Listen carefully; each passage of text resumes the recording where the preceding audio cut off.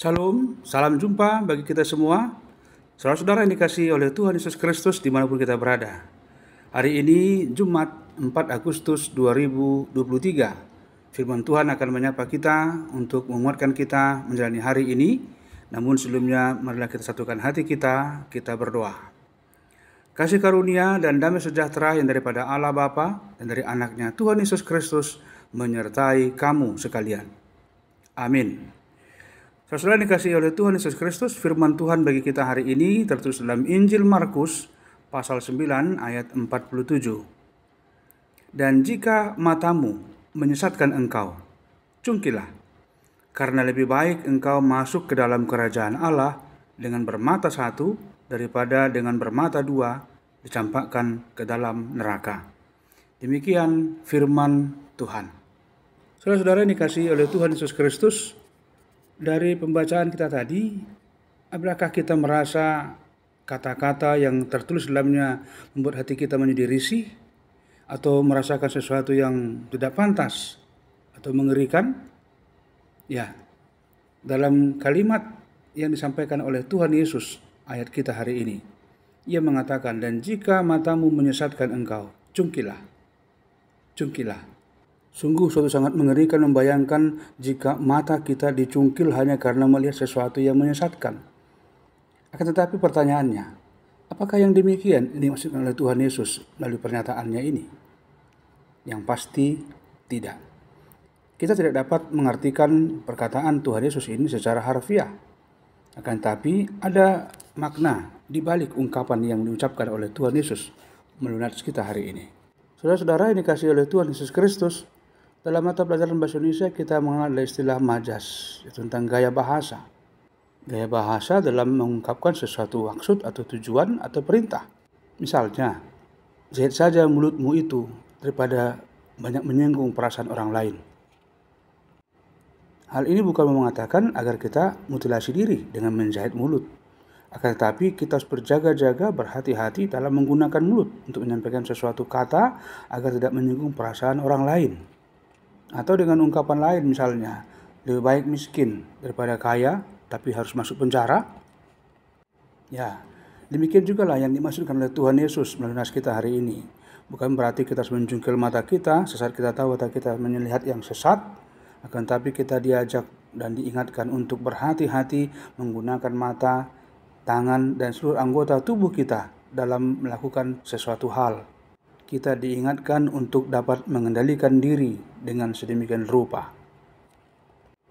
Saudara-saudara yang dikasihi oleh Tuhan Yesus Kristus, namun hal yang paling utama dari yang disampaikan oleh Tuhan Yesus dalam hal ini bukan serta-merta hanya bagaimana kita dapat mengendalikan anggota-anggota tubuh kita. Yang utama dari semuanya adalah bagaimana kita dapat menguasai hati kita, menjaga hati kita, karena dari hatilah sumber segala sesuatu nyata keluar dari diri kita. Raja Salomo dalam Amsalnya pasal 4 ayat 23 mengatakan, jagalah hatimu dengan segala kewaspadaan, karena dari sanalah terpancar kehidupan. Ya, apa yang ada dalam hati kita itu akan menyatakan siapa diri kita. Jika yang terdapat dalam hati kita adalah hal yang jahat, maka kita akan melakukan hal-hal yang jahat dan orang mengenal kita sebagai yang jahat. Namun sebaliknya, jika hati kita dipenuhi segala hal yang baik, maka terpancarlah segala kebaikan dari diri kita dan orang akan beroleh sukacita. Jadi benarlah apa yang dikatakan oleh Tuhan Yesus Kristus dalam nas kita hari ini. Apa gunanya jika kita memiliki anggota tubuh yang sempurna, namun kita memperlakukan dari hati yang tidak baik, maka semuanya akan sia-sia.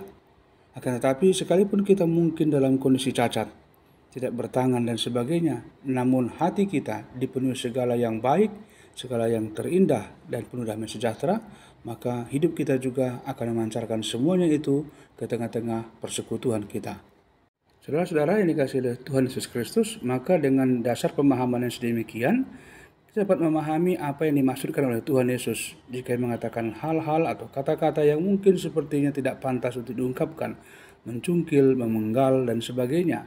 Namun tujuannya adalah untuk mengingatkan kita agar berhati-hati dan penuh pengendalian diri dalam melakukan segala sesuatu, memikirkan atau mengatakan sesuatu. sehingga dengan demikian apa yang kita lakukan dapat terukur dengan nilai-nilai kebaikan yang tertuang dalam Alkitab atau firman Tuhan. Oleh karena itu, saudara-saudara yang dikasihi oleh Tuhan Yesus Kristus, marilah kita menjaga hati kita sedemikian rupa, menghindarinya dari segala hal-hal yang jahat, sehingga yang terpancar di dalamnya hanyalah segala yang baik.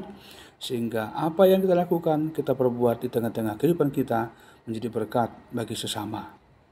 Amin. Terima kasih Tuhan buat firman-Mu yang menyapa mengingatkan kami untuk lebih berhati-hati, menjaga, mengendalikan diri kami, terutama hati kami, untuk semua apa yang akan kami lakukan, apa yang akan kami katakan di tengah-tengah persekutuan kami, sehingga tidak ada orang yang menjadi tersinggung atau menjadi sakit hati oleh karena perbuatan-perbuatan kami.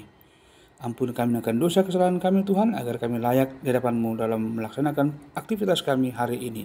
Dalam Kristus kami telah berdoa dan bersyukur hanya kepada-Mu. Amin. Selamat beraktivitas bagi kita semua, saudara-saudara yang dikasihi oleh Tuhan Yesus Kristus. Tuhan memberkati dan menyertai kita. Shalom.